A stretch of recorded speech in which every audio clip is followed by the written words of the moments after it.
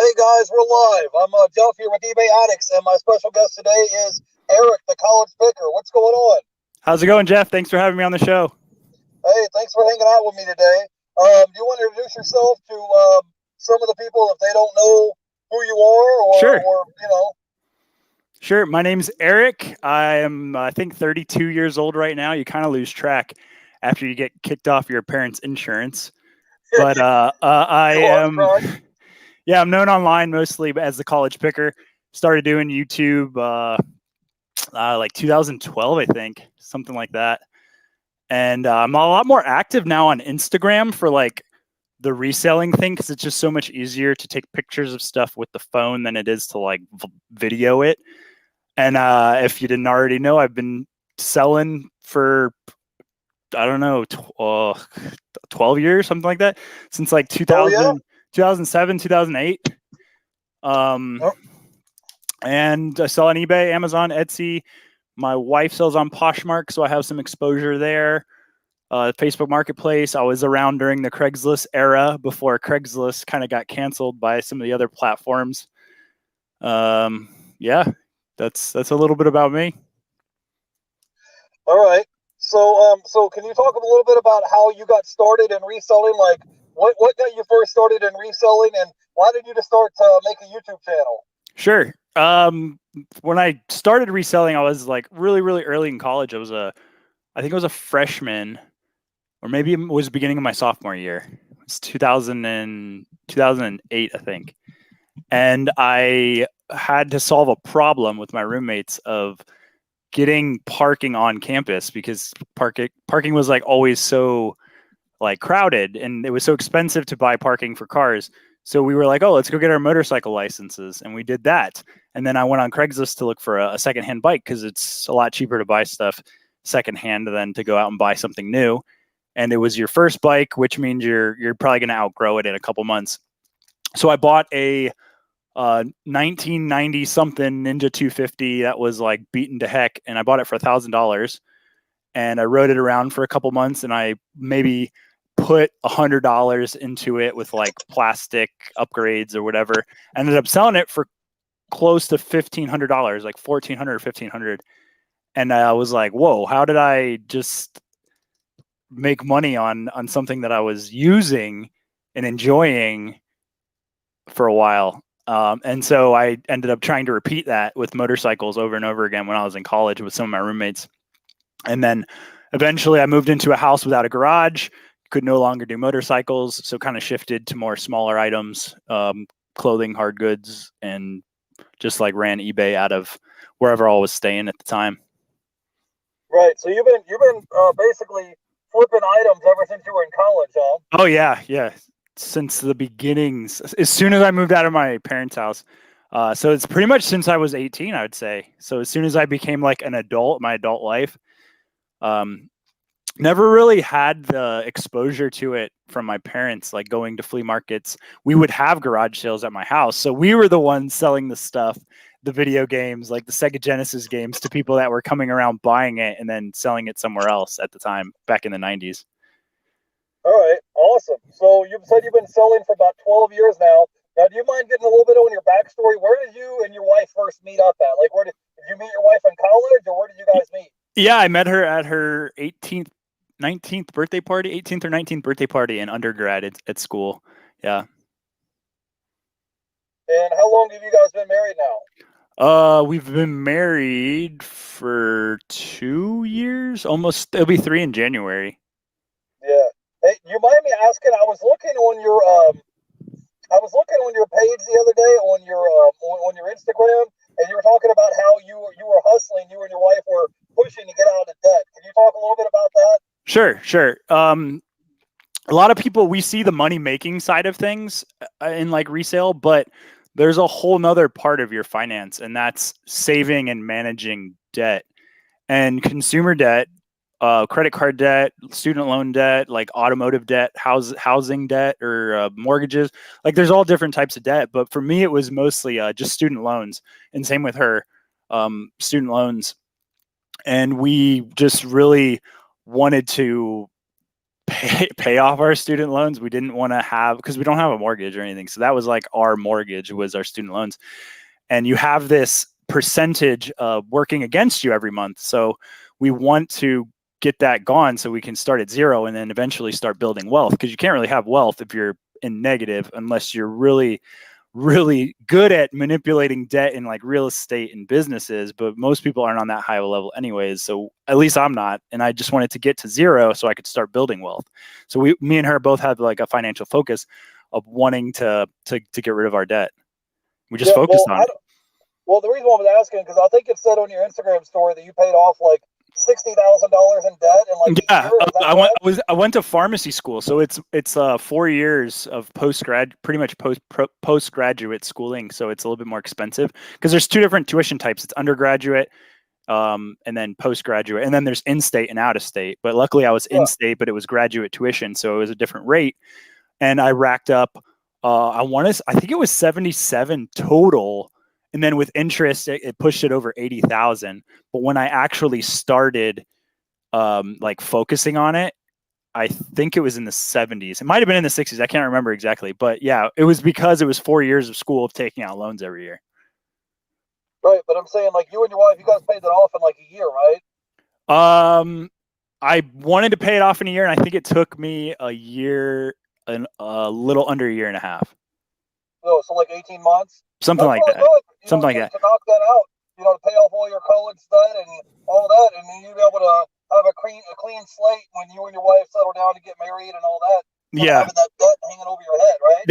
That was my debt. She had her own student loans that she was working on paying off while she was working overseas. I was lucky enough to have a really well-paying contract job at the time, and that income plus eBay, Amazon income, like all of that together, throw it at it. I was living very frugally out of my van a lot at the time too. So it was just like super, super frugal living plus a really high income. Actually, I think that year I made the most money. So it was a good year income wise and frugality wise. It just was like a tornado of it. So Eric, tell me, man, how is married life? Because I'm not married, so you got to help the people that aren't married. You got to give us some pointers. How's married life been going for you, buddy? It's good. It's good to have somebody that's got your back, can pick you up at the airport, take you to the airport. You can share good times together, good memories, and have a partner all the time. Yeah. Somebody to rely on. Most of the time, it's good. Most of the time, right? Yeah, I mean, just like everything, it's like eBay buyers. There's like 97% of the time it's really good, and then there's like 3%. It's sometimes, yeah. We're live. I'm going to ask you some questions in the chat. Sure. Greg from Rocky Mountain Sellers, he says, Eric, do you plan on making eBay/thrifting content again? I've noticed you've been focusing on how-to videos lately. Missed the content. Do I plan on making eBay thrifting content? I don't feel like that necessarily is my calling right now. I've been playing with YouTube for such a long time, like almost 8 years of experimentation and content.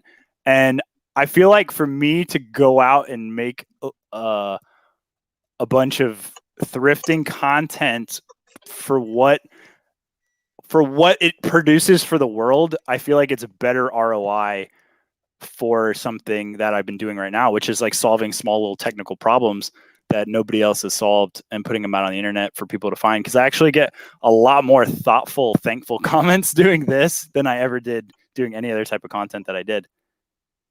Yeah, so I think not anytime soon. Not anytime soon. I'm definitely going to keep doing this. I want to kind of shift more into technology and the technical side of things on YouTube than just being thrifting, because I don't want to kind of pivot, pigeonhole into just that, because it's more than what I just do. Yeah, I think it's just that some people want to see like what sold videos. They want to see how much you paid for the item, what it sold for. They want to see you actually out there thrifting, looking for items, going to yard sales, thrift stores, things like that. Yeah, the best place to check that out is on Instagram, because I post a lot actually on Instagram, more of that type of content more than technical repair videos. I posted, I think, a couple items I found at the thrift store yesterday on Instagram, and then I posted a couple pawn shop things today. And then if I have a good sale, I'll post a sale. It's a different type of content, it's a different type of content to take in, but it's still thrifting content. There's nuggets of information in it. Yeah, we were just talking before we went live. Can you tell people some of the stuff that you sold recently? You said you just Sure. sold some couple items. I sold a Chromebook this morning to somebody. They drove 45 minutes, and when I met up with her, she was like, "Oh, do you have any tablets?" And I was like, "Yeah, I actually do. I have a tablet at the house. You want the tablet too?" And I sold a tablet to her and a Chromebook. I bought the Chromebook from Goodwill for $10. Bought a charger for it off eBay for $10. Wiped it, sold it for $120. I bought the tablet from a pawn shop for $10. Bought a charger off of eBay for like $10. Sold it for $50. So Yeah. it's just rinse and repeat. Yeah. So, how has your sales been this year with the virus and the lockdown and all this stuff? Has it been up? Has it been down? Has it been stable? Like, how has your sales been better than this time last year? Like, how has it been so far? Everything's been up, especially because I haven't been putting in as much work because I've been focusing so much more on different styles of content and putting my time into different areas than just eBay and Amazon. But for that amount of work, because of certain items that have spiked, I was able to do a really good run of eBay with the weights when the weights were going crazy, which like spiked my sales up like higher than they had ever been. And I'm not a huge seller. Like I sell very casually on Amazon, like a couple thousand a month, and then same on eBay right now. I'm at a couple thousand a month. It's very casual. It's not. I wouldn't say it's a big full time income, but it's just one stream of income. Right. So, can you talk a little bit about all the platforms that you said you sell on again? Sure. You said you sold on eBay and Amazon. What other eBay, platforms Amazon, are you on right now? Facebook Marketplace, which is like your local sales. We sell on Poshmark. I sell on Etsy. I sell on Instagram now, which is kind of like I didn't even know it was a thing until like this year. Selling stuff on Instagram. And my wife sells a little bit on Depop, but I don't think I've sold anything on Depop. Okay, cool. So, yeah, I was just wondering. Someone wants to meet up. Oh, I was just wondering how it was going. So, how things. I was trying to ask you a question, Eric. So your YouTube channel, you've been putting out this different content. How's that been going this year? Oh, it's been great. I've actually YouTube has been the best I've ever actually had it been, to be able to pay me back, I guess, for what I'm putting into it, more so than I ever have in the past. And just for random people to say, thanks, I've had this problem and I was able to solve it with your video or with your content, like this specific weird problem that you can't find a solution anywhere else. So just people solving people's frustrations, I guess, because it's really frustrating. And I've been focusing specifically on like printers because we use that. A lot of businesses use it actually in e-commerce. So you have to print shipping labels or you have to print invoices or whatever.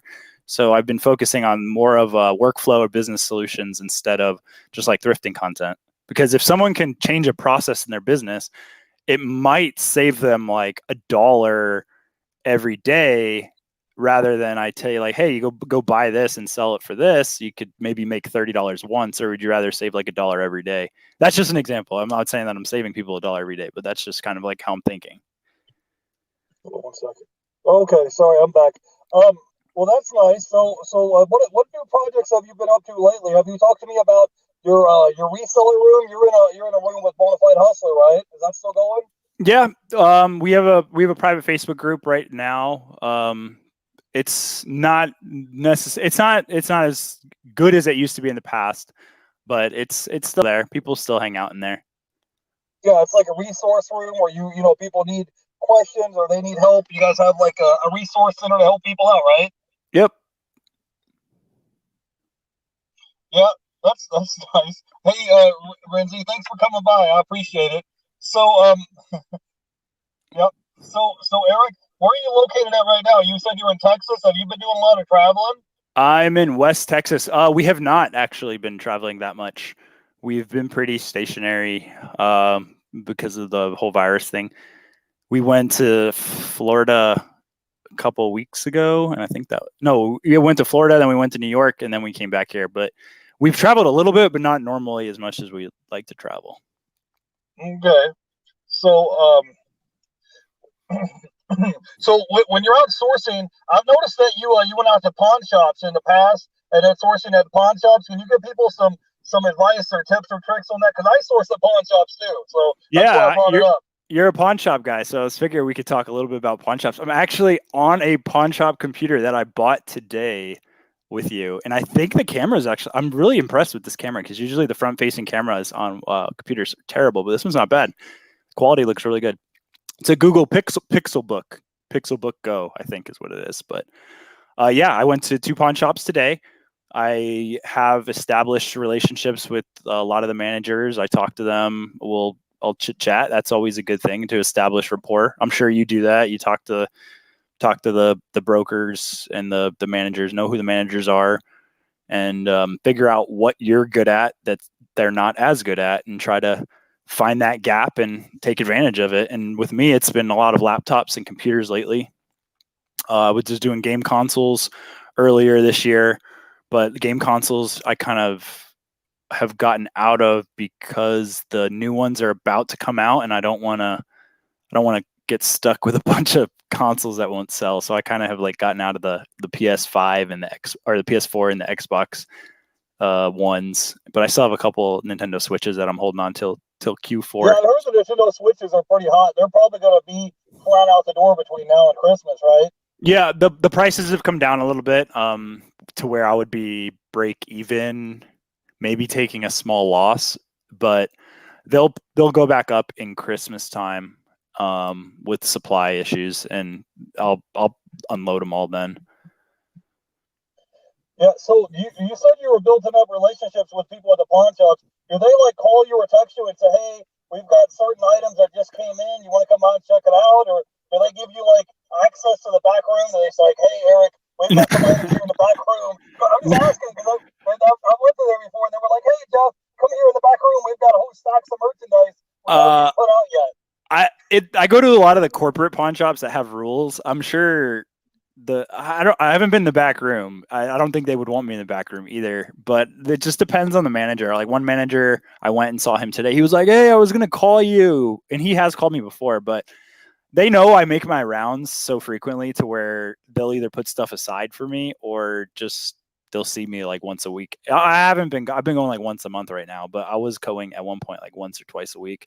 So they knew me and would let me know. They knew what I was looking for and would make better deals because I treated them nicely and was frequent, and they like saw my face. It wasn't just some random person going in and out. So it's not back room access, but I have the phone numbers of a couple of people at the pawn shop. But the phone number really hasn't worked in my favor yet. It's just kind of going in at the right time when they have motivation to sell. Yeah, I was going to say I like shopping at pawn shops because they're willing to negotiate. They have to clear off shelf space, so Mm-hmm. they have to get this stuff merchandise moving, and they're willing to work with you. If you go in there and say, "Hey, I'm interested in buying this item," or they have a certain velocity of certain number of, they have like a goal of so much Oh yeah. percent of sales that they need to make. And if you walk in there with cash and you're a buyer, it's almost like they're ready to roll out the red carpet for you. And especially if you're going to be a repeat customer, they're willing to work with you a little bit. You know. Yeah, it takes a while to build up that trust, but if you keep showing up and keep buying stuff and keep talking to them, they'll eventually like open up a register for you and like really treat you nice. Like I've had one lady, she's like, "Oh, should I take my lunch break later so I could help you?" Like she just because she knew she was going to get such a good commission off of me from buying stuff. But yeah, it really is just going in at the right times because they have to meet certain metrics. And a lot of it's like, here's something that a lot of people might not know is that going in the middle of the month or the beginning of the month is going to be better than going at the end of the month, because a lot of the corporate pawn shops have metrics that are met at the end of the month. So if they're selling stuff at a loss, they'd rather take it in the beginning of the middle of the month and then try to make it up in the rest of the month. Then if you go in on like the 30th or the 29th of the month, they won't want to sell it to you because they're so close to hitting their bonuses. They're not going to want to take any losses. But if you go at the right time, they can work with you a little bit more. Yeah, where else do you like to go sourcing at? Do you like to go to thrift stores? You like to go to like Goodwills? You like to go to yard sales? Like what other places that you like to go sourcing for to get merchandise at? All the above. I like flea markets too, but there's not really a good flea market where I'm at right now. Even the thrift stores here are very limited. I go to the same ones. I live really close to one, so I just go to it all the time when I'm driving by. So it usually like once every day or two. And there's one thrift store here that opens twice a week that I just found out about, but they actually have like really good prices. So if I would have known this earlier, I probably would have made a killing throughout the last year and a half while I've been here. But I just found out about this thrift store like a month ago. I've only been there twice, but I've seen good stuff every time. And there's like a line of people that wait to go. Yeah, that's nice. It's always nice when you find a new sourcing place to go get merchandise from. So have you Yeah. done deals locally? Have you bought stuff from people like on Craigslist or Let Go or OfferUp? I have, but it's not something that I do frequently because I haven't had an inventory. Haven't had an inventory problem of not having enough stuff.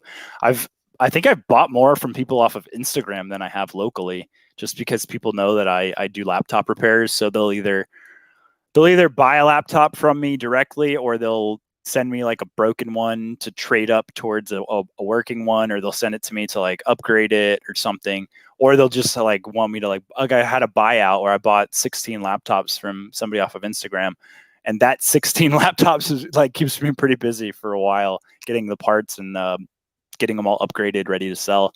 So buying stuff locally, like I really haven't needed to, nor do I have the space. We live in a small 1-bedroom apartment, so I don't really have the means to do anything at scale like that. So Eric, give me some tips, man. Let's say, like, if I'm a reseller, I'm a part-time reseller. I want to go to full-time. Like, how many days a week should I go sourcing? How many days a week should I be listing, shipping, all that? Give me the rundown because It's so arbitrary depending on where you live and like what your lifestyle's like. And you really, it's not really how many times a day you need to do it. You have to do the math of how much it costs you to like live, and then does your income from resale over the past 6 months while you're part-time come close to covering that over the last year. Like, you don't want to jump into it immediately. You want to get the numbers of how much income you're actually getting with some data behind it for whatever a year or 6 months before you just kick it, unless you have a bunch of savings. And then if you didn't make your sales go and your income goals, and you have savings to pay for your cost of living, but you really need to do the math of the income outcome before, I would say. And then once you realize like what you can pull from your thrift stores around you, you could say like, oh, I want to go like 3 days a week looking for stuff. Or you really have to, I don't know. It's hard to tell people exactly what to do because you got to figure out what works for you. Well, let's say hypothetically, someone's goal is to make $1,000 a week in sales, right? And right now maybe they're doing $200 a week right now, and they're trying to get to $1,000 a week in sales. And how do they do that? Let's say hypothetically someone's making $1,000 a month in sales, and they're trying to get to $10,000 a month. So you're gonna have to get the 2,000 to get to 1,000 a week from 200 a week. You'd have to sell $800 items, or you'd have to sell 16 $50 items. So you'd have to close that gap. So either you don't have enough stuff that you're listing, or you're not listing enough stuff that you have, or enough stuff that you have listed just isn't the right stuff selling. So it's just a math problem with components of like what's going out, what's getting sold, what's coming in, what's getting listed. So you really just have to kind of like shuffle that around until you have enough numbers to make the 10,000 a month. I don't do 10,000 a month on eBay, so I wouldn't even be able to tell you exactly like how to thrift for $10,000 a month, because I don't even do that. Okay, Renzi asks tips on living in a van as a reseller. Tips on living in a van. That's a good one. FBA is your friend because you don't have to have the inventory with you. So I would send some stuff to FBA. Be very like cognizant of what you're buying size wise. Like, you're gonna want to like focus on small valuable things. Get creative with storage solutions. Get a thermal printer to print from. If you're going to be shipping from your van, you're going to have to get that thermal printer, Ryan, instead of your not your Canon, your Epson inkjet. Your inkjet's going to be like that big, and then your thermal printer is going to be like that big, so it's going to take up way less space. So just like little things like that. Like I had a thermal printer with me, and then your cost of living is way lower, so you don't have to really make as much and just enjoy yourself. It's hard to take returns. You have to have a place to like get returns to. So I'd Do you have need them like a sent. PO box or something? I had them sent to my mom's house in Florida, but yeah, and then she would open it and be like, "Yep, this is in here," or "Nope, they sent you a box of rocks or something." They never sent me a box of rocks, but All right, Eric, do you mind? I'm just curious. Can you mind elaborating a little bit on your backstory? Like maybe you growing up with like your family and your folks and all that, and like sure. what city you grew up in and all that stuff. I grew up in Southwest Florida, so it was like pretty slow paced lifestyle, I guess. We grew up middle class. Like my dad's a pharmacist, but he wasn't really good with his money, which I think is why I have like studied and became a lot more frugal than I have, because I didn't like my parents arguing over money. And if you don't have money problems, then you're not going to argue over money. So try to not have money problems, I guess, so by lowering your cost of living or increasing your income. But it's easier to lower your cost of living when you're 18, 19, 20 years old and you don't really have income. Set yourself up for the habits, I guess.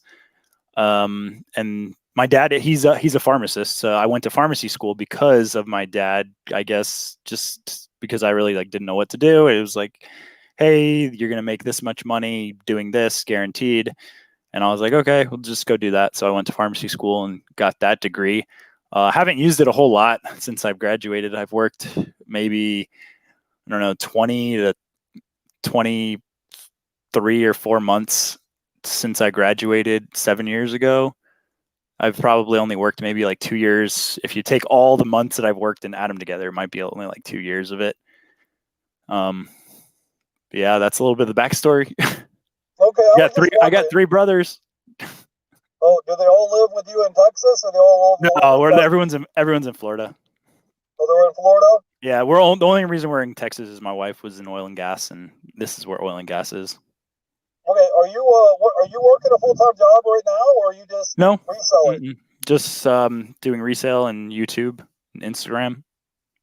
Yeah, well, I watched one of your videos a while back, and you talked about having multiple streams of income. Can you talk a little bit about that? I think it was one of your YouTube videos. You were like, Sure. you had like a little whiteboard, and you had like 5 or 6 different streams of income, and you're like, all right, class, Yeah, pay attention. So, yeah. talk a little bit about that. It goes to the cliche of not putting all your eggs in one basket, because a lot of the people that put their eggs in the W-2 basket that got laid off during coronavirus Twilight Zone, now that basket's empty and they're like, I don't have any other skills or ways to make money. But when you have like different streams, you understand like different ways to make income and you have them. So if one fails you or gets like completely cut off, you have other ones that maybe be able to support you, or you can put more time into to increase the income that way. Well, personally for me, it was all the platforms that we had talked about earlier: eBay, Etsy, Amazon, Poshmark, Facebook Marketplace. Like all of those generate income every month. And I also have a degree where I could go work, and I've used that in the past to generate income. And then with YouTube, you can use YouTube to generate income different ways as well. And same with Instagram. Like I never thought I would be selling computers to people on Instagram as a form of income, but it has kind of evolved with that. And I didn't even know I had the skill set to do it until I saw that there was a need and I could fulfill it without really trying really hard. Like it just comes natural to me because I'm pretty okay with computers, and I didn't know that was like a needed skill. I thought everyone kind of understood computers. Right, but I'm just saying. So, like, with your other platforms that you're reselling on, plus your YouTube channel, you like basically show it in your video. You're like, I don't need to work a job like a full time job because I have like these 5 or 6 other streams of income coming in every month. Yeah, if you're working to just live, then you're going to kind of be stuck until you either build other things that can cover that money just to live, or you save up enough savings to where you don't have to work and you can pull from your savings just to live. And when you have other streams of income, they can come in to cover the cost of living and savings, where you don't have to work. It's just a math problem, really. Yeah. Somebody in the chat, they asked, "Are you planning another long cycle trip?" I've talked about it with Cody. Cody actually wants to go back to Japan. We want to go to northern Japan and ride again. That would be cool. But nothing concrete. Like no tickets are bought. I have a short trip. I'm going canoeing with Steve Rakin and Romer the Romer, and I think one other guy up in Minnesota on Sunday. I think we fly. But that's like a short 5-day canoe trip with the boys. Somebody in the chat said, "Do you also work in IT assistance?" No, I have no formal training for IT stuff at all. It's all self-taught or Google taught. Okay. Now, I know this is going to be a weird question, but let's say if someone's tired, they're working their full-time job, and they want to put their 2 weeks notice in and quit their job and want to do reselling and YouTube and that kind of stuff full-time, how do they go about doing that? Can you give us some tips or advice on that? I would say don't do that unless you, yeah, definitely don't do that. You have to have experience in something, or you have to have like a nice chunk of money saved up to cover you while you're going to be figuring it all out. But I would say don't do that. Don't do that.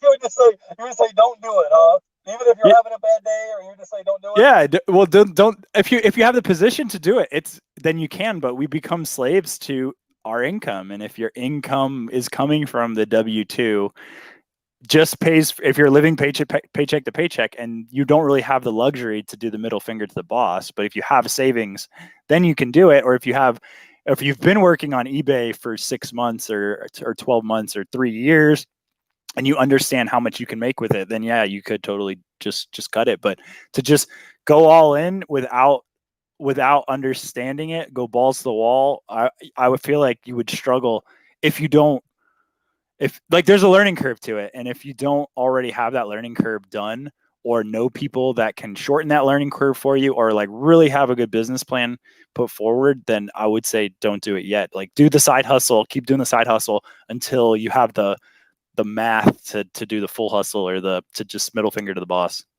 Yeah, I agree with you. I think you should have multiple streams of income. I still work my regular job, but also have 2 eBay stores and a YouTube channel. So when you have multiple different things and they compound and stack one on top of another, then it starts adding up. So Yeah. every month I try to come up with ways to reduce my monthly expenses and increase my income, and over a period of time, you'll be good. Yeah, it's simply that math problem. Exactly what you said. Like for example, where I live, my rent's $350 a month. You see what I mean? So if I can reduce my monthly expenses, yeah. If you're able to do that $350 a month. Yeah. Wow, that's incredible. I have 2 roommates that I live with. Okay, so gotcha. Yeah, my yeah. rent goes down to $350 a month, and that includes water and trash. And then I just pay 1/3 of the light bill every month, and I'm good. See what I mean? And I'm driving a Prius, so my car gets 50 miles on the gallon of gas instead of 20. So any kind of ways that I could cut, do myself a shortcut, I try to do that. Somebody in the chat, they wanted to know, said, is the Levi jacket flip your biggest flip to date? Yes, it is. All right. Now, if somebody is interested in selling on Amazon, can you give us some tips on that? Start, I guess, following some people that sell on Amazon, like Reezy Resale is big on Amazon. Romer the Romer is a big Amazon guy on Instagram. Start consuming the Amazon content that you can for free off of YouTube and Instagram, and then read up try to educate yourself on the Amazon rules, which Amazon has videos called Amazon Seller University, which is all free. You can go watch like the processes and see if you would enjoy doing that, because Amazon's very more monotonous and process wise than eBay. If you're doing eBay like one-off items, Amazon's more scalable, but it's also can be like more boring for some people. So if it would interest you to like get really streamlined processes, and you like going to a bunch of retail stores and spending a lot of money, and it's a higher risk, calculated risk, but higher reward and scalability, I think, than eBay, because listings can change like that, and you can get restricted. You can get hit with a lot more rules and lawyers and stuff if you're on the wrong listing. So be aware that it is a different space, but just check with a lot of the content that's out there, and read up on Amazon Sellers University that they have on their YouTube channel, and start researching there, I think. Yeah, I was just asking because I heard that there's a lot of categories that people are gated in on Amazon. So Yeah, I was asking. I got into Amazon a long time ago, probably 2013 or 12 maybe, and I think I beat the all the gating whenever they started gating a bunch of stuff. So I think I got grandfathered into a lot of them. Yeah, that's what I was going to ask you. I must have got grandfathered in a lot of categories. Now, what is your strategy going into the fourth quarter? You going to try to list more items? Like, what do you plan on doing to make because that's where a lot of resellers make the big money is in the fourth quarter. What do you plan on doing for the We'll fourth quarter to get ready? we'll probably be in Florida, I think, for a little bit of that, just to get out of the. It gets kind of cold here. We're in West Texas, but it's like a lot more northern. So yeah, you just would have to do the same thing. Find if you're doing Amazon, you got to find the in-demand items, which are usually toys during Christmas, things that are giftable, things that are hot. Look for those if you're going to be doing Amazon. And Pokemon is 25th year anniversary next year, so I think I'm going to try to get a lot of my Pokemon stuff listed. That's from my personal collection. I have cards and games. I could get some of the games graded. I could get some of the cards graded, so that could be something I would think about. Going from fourth quarter into the 25th anniversary is next year, so that's kind of, I don't know, overlapping a little bit, but people would want maybe Pokemon gifts for Christmas, so I have a lot of that stuff I could list from my own personal collection, but I don't really have a game plan written down. All right. Somebody in the chat, they said, Renzi, they asked, what is your thoughts on Joe Rogan moving to Texas? Should he host the presidential debate? I think Joe is going to like make it trendy, I think, to Exodus, California or New York and move to Austin, honestly, because Austin's a really cool town. And the freedoms in Texas are just phenomenal compared to a lot of the rest of the country. And he would, I think, host a presidential debate would be great because I like the podcast. Yeah, I There's think I think he signed that big $100 million contract, and he's yeah. like, "Hey, I'm going to skip California's taxes. Let's go to Texas and chill there Oh for a yeah, I while." didn't even think of that. That's smart. Yeah, I didn't Yeah, even that probably think has of something that. to do with it. Yeah, you're right. Yeah, I didn't even think of that. That's a good point. So, Eric, tell me a little bit about what do you like when you're not making YouTube content, you're not reselling. What do you do in your free time? Go to the gym, go mountain biking. I was getting into video games a little bit earlier this year, but I kind of got off of that. But just those kind of hobbies. I skateboard sometimes, but I don't have my board with me right now. It's in Florida. So those are some non-resale hobbies. I do like to go to the thrift store. I like to go to Goodwill, even as just like a hobby. When I'm not a reseller, I'll still go to the thrift store. Wait a second. So your hobby is going to the thrift store? Yeah, I like to go to Goodwill and just look around for quality stuff.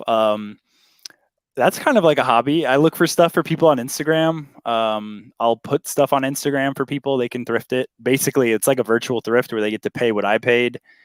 I think that's fun. Like I would totally do that. If I was retired, I would still go to the thrift stores, buy stuff, and give it to people, or let them buy it for what I paid for it. So Even if what are some of the new projects that you're working on right now that you can tell us about? I got a website. It's a very basic blog. It's fulfilledmerchant.com. It's just where I'm posting things that either have to do with the tutorials or if it's like some sort of thing that I feel like needs to be added to the internet in a permanent way that I have control over. So I've just been putting stuff there. So I think that's always good to have as another. It's eventually going to be a stream of income because you can monetize websites, but it isn't right now. But that's like a project I think a lot of people kind of look over because they think it's called a blog, but it's basically just a website, right? It has articles on it. And I think people overlook the power of having a website. I overlooked it for years. I wish I would have done it 10 years ago, and I probably would be retired right now. Yeah. I think on some of these websites they have like little banners and things that people can click on and all that, right? Yeah, there's so many different ways to monetize it. That's one of them. You can have bids on ads on the website. You can do affiliates. You can sell your own products. You can sell your own physical products. You can sell your own digital products. There's so many different things you can do, and it's your own Okay. space. Like you own the domain. You can't get kicked off of it for something silly or on accident or something. All right. So give me something, because you've been selling for 12 years. Not everybody's been a reseller for 12 years running. So if someone is a part-time reseller or they're new at reselling, give us like your top 3, 4, or 5 tips you could give somebody to help them make money on reselling, because you've got 12 years experience. So Oh like, man. let's say I'm a young version of you. Okay, I just graduated college. I got $60,000 of student loan debt I got to pay off. And I got no job, student loan debt. I'm living in my parents' house. What do I do? I started reselling before smartphones, so having the smartphone in your pocket is like an obvious tip. You have it charged. Bring a power bank if you're not good about charging your phone. Power banks have been great during garage sale season, or if you forget to charge your phone, because you can keep the power on your phone if you're looking stuff up. Don't be afraid to look stuff up, because a lot of people are afraid to look stuff up in stores. You want to start with things that you know about and that you know a lot about, and explore that niche. You you don't want to be timid. Like, you have to go out and talk to people. You're gonna have to talk to people at garage sales. I'm naturally an introvert, but it forces me to like get out and talk to people. You're gonna have to do it. You have to learn how to communicate, how to talk, how to work a deal. Bundling is like, I don't know if that would be considered a tip, but if I was brand spanking new, I wouldn't have probably thought about it, where you put stuff together usually and you do the math in your head, but you can do it a little bit faster than them, and you have a little bit more leverage to get more stuff if you buy in bulk sometimes.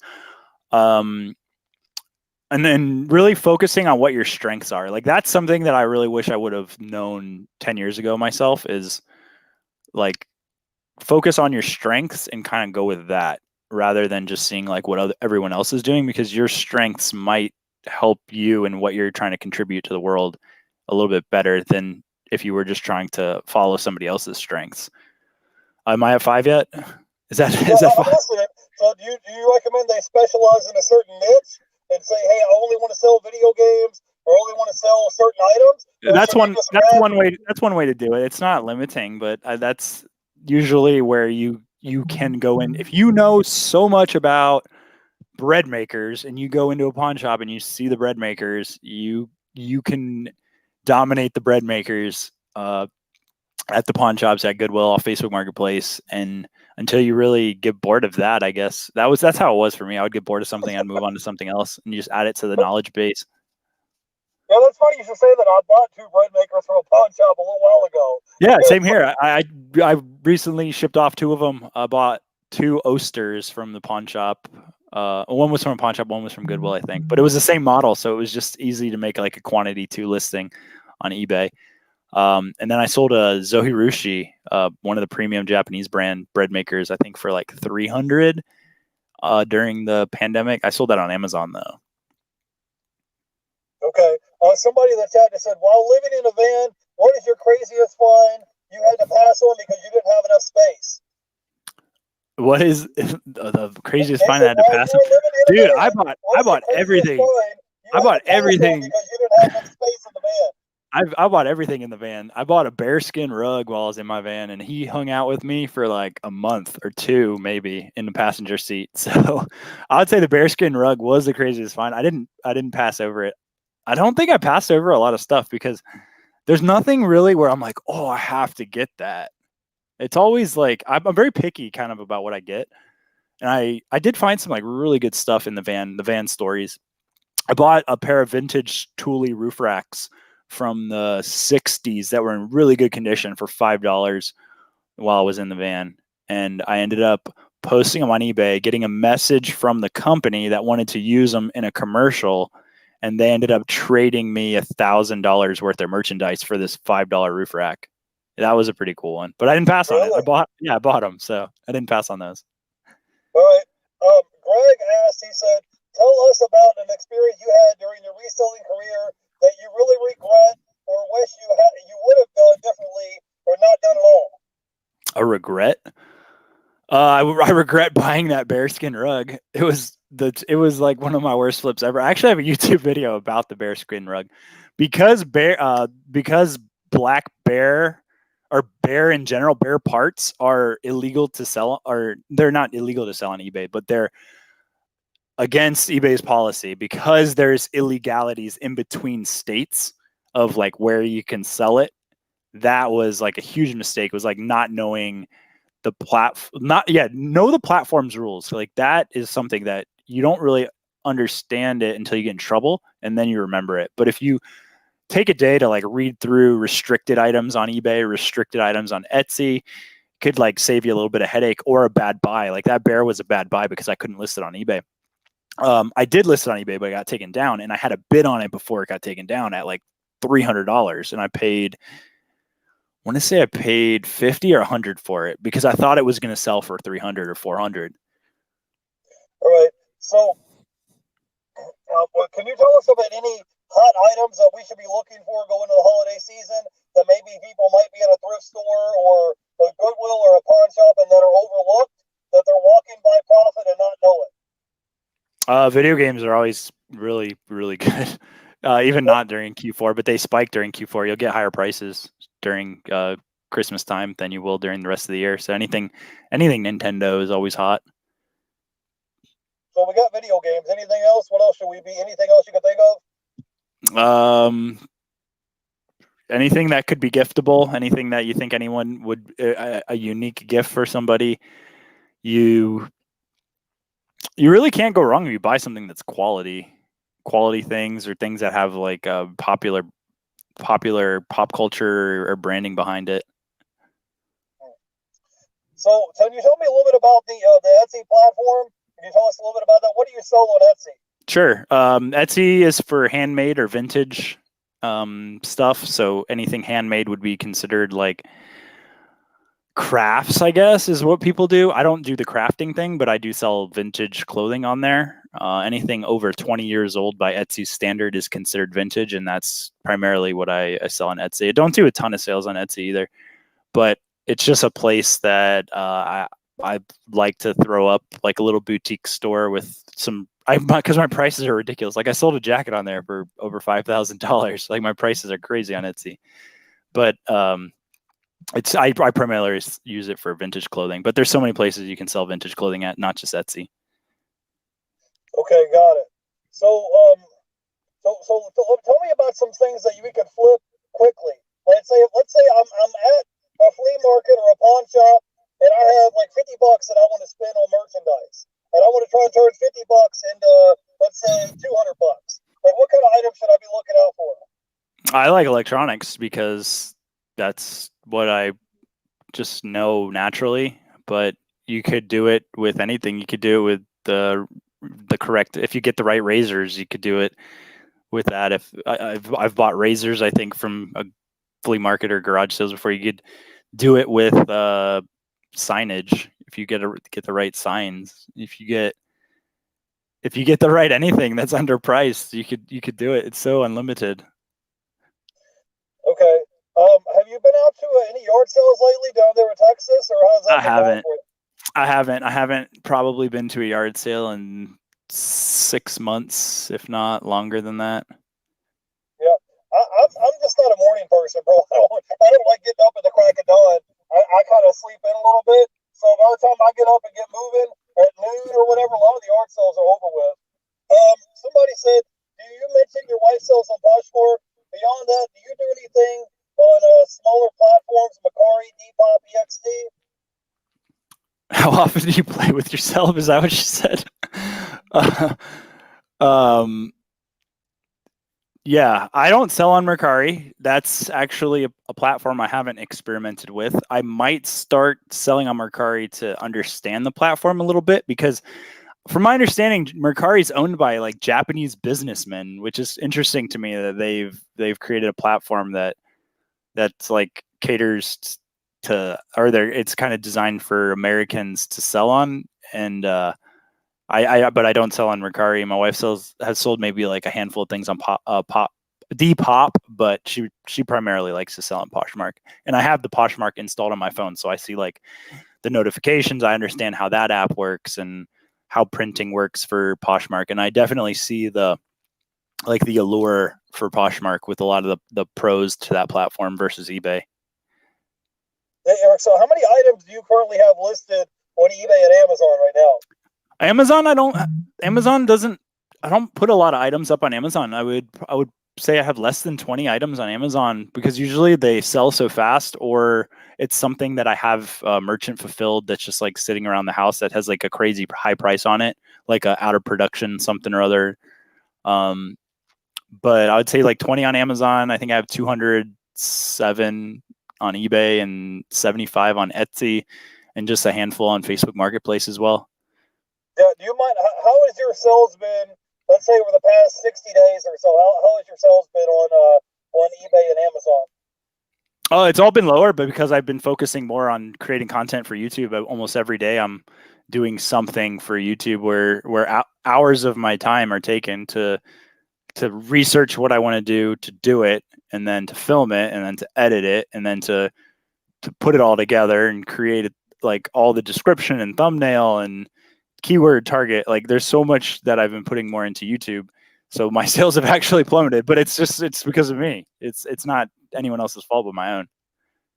All right, so Eric, so not everybody has 25,000 subscribers like you do on YouTube. Can you give, if someone wanted to start a YouTube channel and they're trying to go from zero to get to 20,000 subscribers, how do you recommend they do that? Because you got experience, like you've been on YouTube a lot longer than I have. Yeah, it's a long. It'd be expected to be a long grind, and you just have to stay consistent with it, and or semi-consistent with it. In my case, just, you have to figure out what kind of value you're going to provide to somebody, and deliver on the value. And it's a value transaction. Somebody's going to listen in because they get some sort of value, and the value is either they're entertained, or they laugh, or they like what you say, they agree with you, they vibe with you, or they learn something from you. And you just have to connect with those people. And the way you connect is with a video, and then they can comment. They can't send you a video, they can comment, but then you can reply to their comment, and that's how you can connect with people. Because that's really, unless they're going to DM you on Instagram or email you, you have to just like thoughtfully respond to people's comments, and thank them for watching your content, because they took time out of their day to watch something that you created. The least you could do is say thank you, if you can respond. And you should be able to respond if you don't have a big channel. Like I respond to almost every one of my comments, and I respond. And the ones I don't respond to is because either I don't see the response, or it just gets lost in the way that you can respond, because it's like such an old video, like I might never see the response. All right, now back when we're on reselling, can you give somebody some more tips or advice on how they can make more money? Or I mean, the way I look at it is, if you're trying to make more money in resales, you either need to sell more merchandise, or you need to sell items at a higher margin. So let's say like a higher ticket. Every time something sells, your ASP, your average sale price should be higher. So can you give somebody some advice on how they could increase their sales on eBay or Amazon, or how they can make more money in reselling? Sure. If you haven't already gone to a pawn shop, go into a pawn shop, look at what they're buying, because they buy stuff that is in demand, has a market, and has value. So go look in a pawn shop and see what they have, and try to take that for what it's worth, and kind of look around, poke around, and see how they're running their business. And maybe they could point you in some valuable item direction. Pawn shops they're free to walk into. You can walk into a pawn shop, find a good deal. Yeah, I go to pawn shops all the time. The thing is, ever since this lockdown's in place, they only allow a handful of people in the lobby at a time, and you got to wear a mask, and there's literally a line around the building to get in the place. Oh yeah. Yeah, a lot of people are trying to like pawn stuff or sell stuff or get money, and it takes a while, Especially where I'm at here in Florida, and it's been raining a lot, so you're standing out in the rain to get in. What part of Florida are you in? I'm in Tampa. Oh, okay, yeah. So I've been to those Cash Americas on Hillsborough.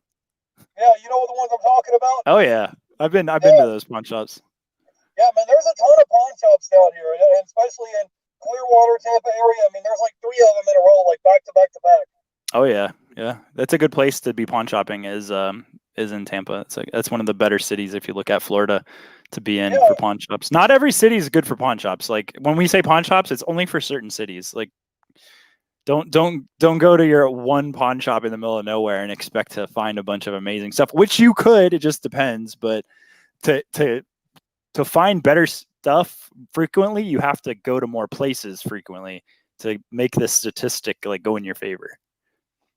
Yeah, I have a couple of pawn shops here in town, and they'll sell me video games for $1 a piece. So I'll go in there and I'll go in there and say, hey, they just it's over there, and I'll go over there and grab 30 or 40 of them, and then some of them may sell for $10, some of them may sell for 25, 30, 40. I had some that sold for $50, and I paid $1 for it. So your buy cost is $1, and if I can sell it for at least $10, I'm going to get a 10x margin from what I paid for it and what it sold for. So I do that, and I have a lot of pawn shops here where I can get DVDs that are brand new in the shrink wrap for a quarter or 50 cents. And I pay 50 cents for the item, sell it for $20. You've got a pretty good ROI margins on that. So those are some items that I try to look for at pawn shops. So Eric, give us your final thoughts, buddy. I don't want to keep you longer than an hour. We're at 55 minutes right now. Give us your final thoughts on reselling, and go ahead. We all have problems. If you got a buyer that's upset, we all have had that problem. It's not like you're the first person in the world to have that problem. Don't let it get you down. You're going to run into problems, and you just have to kind of push through it. It happens to the best of us. Scams, returns, things not going correctly, putting the wrong label on, like it's happened to all of us. So try to figure out a way to make it happen less if you can, and don't do it again. Learn your lesson and just keep pushing forward and go towards your goals. All right. Well, I think that's it. Oh yeah, one more thing, guys. I had a giveaway because we just hit 1,000 subscribers last week. Congratulations! That's awesome. I remember the first. It's tough to hit that first 1,000, man. So I'm telling you, it's difficult. It took me like 8-9 months to do it. So, anyways, we had a giveaway for a $100 gift card on eBay, and we did a random comment selector, and the winner was Ashley Smith. So she was the person that won, and we gave away a $100 eBay gift card to one of the subscribers. So that's who won, guys. So I want to thank my guest Eric for hanging out with me, the college picker. We should hang out again sometime if you got some time. Maybe after Q4, after all this Christmas stuff's over, you can come on and hang out with us. I appreciate you coming by, buddy. Thanks for having me on. And I wanted to ask you, is that a 2008 Prius that you have there? I'm in a 2012 Toyota Prius C. Oh, that's a 2012. I'm trying to figure it out just by the framing. It's kind of hard. No, I have it. Yeah, this is the car I use for work when I'm not on YouTube and I'm not running my 2 eBay stores. I have a courier company that I work for, and every time I go deliver a box, like an out-of-town run is like $100 delivery. So I got, one of them they just put on my screen to Fort Myers, but I might get 3 or 4 of them a night. So they might send me to Gainesville, I might go to Fort Myers, I might go to Orlando, I might go to Melbourne, and you can make $300, $400, $500 a night just delivering boxes. In the Prius. That's awesome. Yeah, I'm a Prius guy. We had 3 Priuses. We just gave one to my brother-in-law, but I had a 2012, I got a 2015, and I have a 2002. So yeah, I got this car because it gets me 50 miles per gallon, and if I save $10 a day in fuel times 30 days, that's $300 a month. I'm saving just in fuel costs. Yeah, whereas if I was driving a regular car, that would be spending easily $500-600 a month in gas. Yep, that's why I got it. But this car, I've got 340,000 miles on it. That's how much I've driven this thing.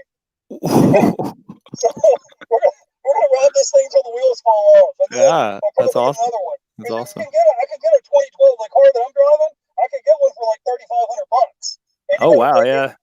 Yeah, you got to think how much money it saves you just in fuel costs. I wish I would have picked one up for $3,500. There's some here in Florida. I've seen it down here. I mean, if you have cash, so you can negotiate. But anyways, man, I want to appreciate Eric, the college picker, for hanging out with me. I appreciate you. And tomorrow we have Renzi on the show, and then Thursday we got Harry Tornado coming on the show. So it's gonna be a good week. It's a banger lineup. Thanks for having me, Jeff. I'll talk to you later. Yeah, I'll send you a message on Instagram, man. Thanks for hanging out, man. Bye. Thanks, everyone, for tuning in. Bye.